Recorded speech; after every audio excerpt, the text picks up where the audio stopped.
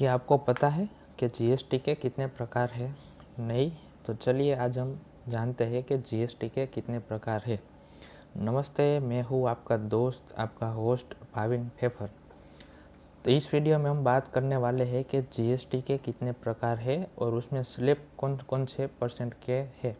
ठीक है, तो पहले हम बात करते हैं कि भारत में जीएसटी एक प्रणाली है जो पूरे देश में वन नेशन वन टैक्स के सिद्धांत पर चलता है। जीएसटी के कुल 4 प्रकार है, तो उसमें कौन कौन से हैं? तो एक हो गया सीजीएसटी, दूसरा हो गया एसजीएसटी, तीसरा हो गया आईजीएसटी और चौथा हो गया यूटीजीएसटी। मोस्ट ऑफली ये तीन तो हम जानते हैं कि सीजीएसटी, एसजीएसटी, आईजीएसटी। ये चौथा यूटीजीएसटी क्या है, तो पूरा हम इस वीडियो में बात करेंगे कि चारों प्रकार क्या क्या है और कैसे काम करता है। ठीक है, तो आगे हम पहले बात करें तो सीजीएसटी। तो सीजीएसटी का फुल फॉर्म क्या है कि central goods and service tax. ये टैक्स कौन लगाते हैं? तो ये टैक्स लगाती है केंद्र सरकार। जो हमारा 7 सिस्टर्स है, वैसे केंद्र का जो एक बना हुआ होता है, केंद्र जो राज्य सरकार ने केंद्र सरकार होती है, वो इस पे जीएसटी लगाते हैं। ये जीएसटी टैक्स कब लगता है कि जब कोई सामान या सेवाएं आप एक ही राज्य के अंदर बेची जाती है। ठीक है, तो ये जीएसटी में सीजीएसटी लगती है, जिसको हम इंग्लिश में भी बोल सकते हैं इंट्रा स्टेट सप्लाई। ठीक है, एग्जाम्पल तरीके से बात करें कि जैसे कि मैं अभी गुजरात से हूँ, ठीक है, तो मेरे को गुजरात के ही कोई भी सिटी में कोई भी सर्विस बेचनी है। जैसे कि अभी मैं मोरबी से बिलोंग करता हूँ, तो मेरे को यहाँ से कुछ राजकोट मेरे को कुछ सर्विस या गुड्स सप्लाई करना है। ठीक है, तो मेरे को ये जीएसटी लगेगा। अब सपोज मान के चलिए भाई, मेरा कोई जीएसटी का रेट का स्लैब है 18%, 18% जो मेरा टैक्स है वो लगता है। तो ये सीजीएसटी और एसजीएसटी में दो हाफ हाफ बढ़ जाएगा। ठीक है ना, तो 9% जाएगा सीजीएसटी में और 9% जाएगा एसजीएसटी में। ऐसे 18% का दोनों हिस्सों में बंटवारा होता है। ठीक है, आगे हम बात करेंगे तो दूसरा प्रकार जो है वो एसजीएसटी का। ठीक है, तो एसजीएसटी क्या है? तो इसका फुल फॉर्म है state goods and service tax. ये कौन लगाते हैं? तो ये लगाते हैं राज्य सरकार। जो स्टेट की गवर्नमेंट होती है वो ये टैक्स लगाती है। ठीक है, कब लगता है? तो सीजीएसटी की तरह ही एक ही राज्य में हमको कुछ इंटर सप्लाई करना हो या इंटर स्टेट सर्विस अपने को देनी है कुछ, तो तभी ये सीजीएसटी की तरह ही एसजीएसटी लगता है। उसमें भी हम बात करेंगे तो देखिए, मैं एक सूरत का उदाहरण लिया, तो मैं आपको सूरत के हिसाब से बताता हूँ। ठीक है, तो आप अगर सूरत में हो तो कोई भी प्रोडक्ट सूरत में ही बेचनी है, तो बिल में दो प्रकार के लगेंगे, सीजीएसटी प्लस एसजीएसटी, ऐसे लगेंगे दो प्रकार। जिसमें हम बात किया वो 18% लगता है, तो 9% सीजीएसटी में जाएगा और 9% एसजीएसटी में जाएगा।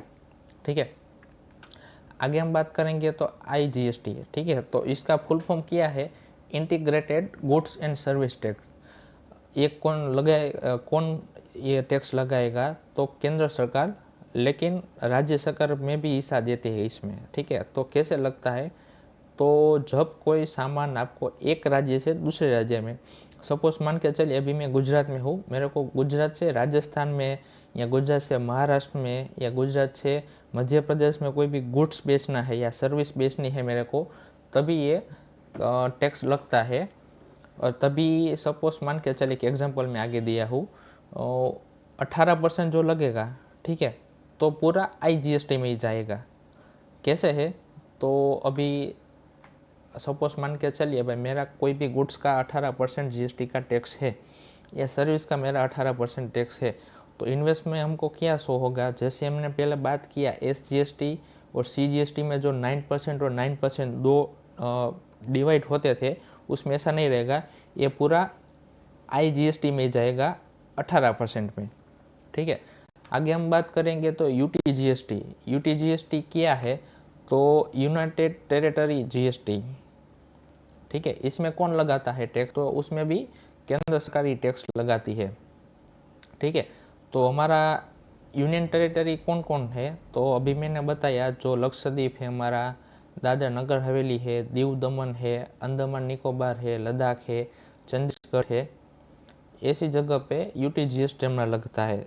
अगर सपोज मान के चलिए मेरे को इधर मोरबी गुजरात से ही मेरे को दादरा नगर हवेली में या दीव दमन में मेरे को कुछ भी गुड्स बेचना है या सर्विस बेचनी है, तो मेरे को टैक्स इनवॉइस में और GST में क्या टैक्स में लेना पड़ेगा मेरे को, तो उसमें मेरे को CGST, SGST, IGST के बदले मेरे को UT/GST लेना पड़ेगा उधर। ठीक है, आगे हम बात करते हैं कि भाई इसको आसान तरीके से याद रखना हो तो उसका भी मैं हर वीडियो के एंड में उसका मैं एक चार्ट बना के लेता हूँ। जो हमारा जो पूरा वीडियो होता है वो एक सारांश में, एक सेंटेंस में हम उसको याद रख सकते हैं ऐसा। तो इसमें दाई तरफ आप देख सकते हो आपूर्ति का प्रकार लिखा है, तो उसमें मैंने डिवाइड कर दिया है कि भाई एक ही राज्य में हम व्यापार करते हैं तो उसमें कौन सा GST लगता है, तो उसमें लगता है CGST प्लस SGST। अभी वो मैं आगे एग्जांपल में बताया 9 + 9 18% ऐसा लगेगा। एक राज्य से दूसरे राज्य में हमको कोई भी सर्विस या गुड्स बेचना है तो उसमें IGST लगेगा।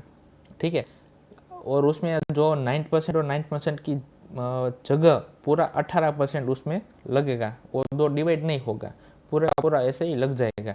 ठीक है, और तीसरा जो आता है यूनियन टेरिटरी, तो उसमें क्या लगेगा CGST प्लस UT/GST दो लगेगा। ठीक है, आगे हम बात करेंगे तो GST स्लैब क्या है, कितने प्रकार के स्लैब है। ठीक है, तो हर एक चीज़ का एक कैटेगरी का स्पेसिफिक उसका एक GST टैक्स स्लैब नक्की किया हुआ है। ठीक है, कि इस स्लैब में इतना टैक्स स्लैब लगेगा। कि अब सपोज मान के चलिए अभी जो नया टैक्स स्लैब आया मैं उसकी तहत मैं बात करता हूँ, तो अनाज, दूध, दाल, चावल ऐसा जो खाने पीने की चीज़ होती है, ठीक है, तो उसमें 0% लगा दिया। ठीक है, उसमें भी कई सारी चीज़ ऐसा है कि किताबें जैसे हो गया तो उसमें भी 5% टैक्स रखा है। ठीक है, 12% टैक्स किस में लगेगा, ये स्पेसिफिक हर चीज़ में मैं एक एग्जांपल लेके आया हूँ आपके लिए। ऐसा नहीं है कि हर चीज़ में सिर्फ 12% ही लगता है। एक समझाने के लिए, आपको दिखाने के लिए, एक्सप्लेन करने के लिए मैं सिर्फ 2-3 प्रोडक्ट्स रखी है। तो मोबाइल प्रोसेस फूड्स जैसा हो गया या इलेक्ट्रॉनिक्स आइटम, कई इलेक्ट्रॉनिक्स आइटम में 12% लगते हैं। ऐसा नहीं है कि सभी इलेक्ट्रॉनिक आइटम में 18% लगते हैं। तो 12% किस में लगेगा, मोबाइल्स हो गया, प्रोसेस फूड्स हो गया, उसमें 12% लगेंगे। आगे हम बात करें तो एक 18% का भी स्लैब आता है। 18% किस में लगता है, ज़्यादातर सर्विस प्रोवाइडर जो होते हैं, जैसे कि अभी मान के चलिए कि मैं एक टैक्स कंसल्टेंट हूँ, हालांकि मैं पूरा अकाउंटिंग की सर्विस प्रोवाइड करता हूँ, टैक्स की सर्विस प्रोवाइड करता हूँ, इंश्योरेंस की सर्विस प्रोवाइड करता हूँ, बाद में लोन के कंसल्टेंसी की सर्विस प्रोवाइड करता हूँ। तो मेरा जिस में इनवॉइस बनेगा, जिस क्लाइंट के नाम से इनवॉइस बनेगा, उसमें 18% का टैक्स स्लैब मेरा लगेगा। ठीक है, बाद में बात करते हैं इलेक्ट्रॉनिक्स आइटम। ठीक है, उसमें भी 18% लगता है।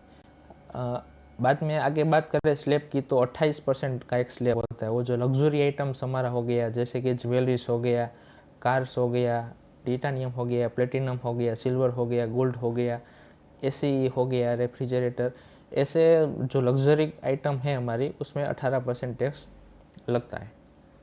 तो ये था वीडियो हमारा। आपको अच्छा लगे तो लाइक, कमेंट, सब्सक्राइब करिए मेरी चैनल, और वीडियो हर ऐसे लोगों के पास भेजिए जो कि इस फील्ड से जुड़ा हुआ हो, या तो इस बारे में उसको नॉलेज की जानकारी चाहिए, तो ऐसे लोगों तक मेरा वीडियो पहुंचाइए।